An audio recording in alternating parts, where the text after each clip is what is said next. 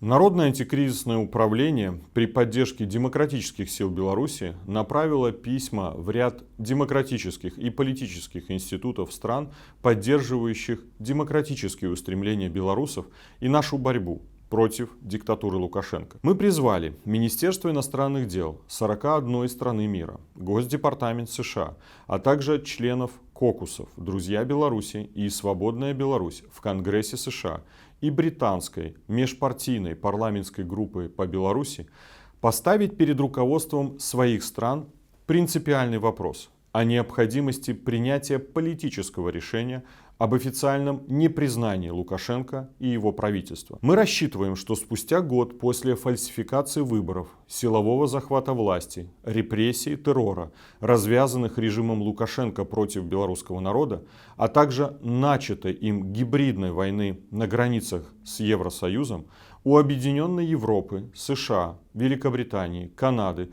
и других наших союзников хватит политической воли для принятия такого решения. Мы уверены, что именно этот инструмент позволит гарантированно блокировать для диктатора и его непризнанного правительства доступ к выделенным Беларуси, а не режиму, ресурсам Международного валютного фонда. Мы убеждены, что возникшее противоречие, когда с одной стороны против режима вводятся жесткие санкции, а с другой МВФ сохраняет за ним возможность получить почти $1 миллиард США в виде СДР только в этом году и потенциально еще 3 миллиарда в следующем, должно быть решительно устранено. И именно решение о непризнании диктатора и его правительства позволит этого добиться.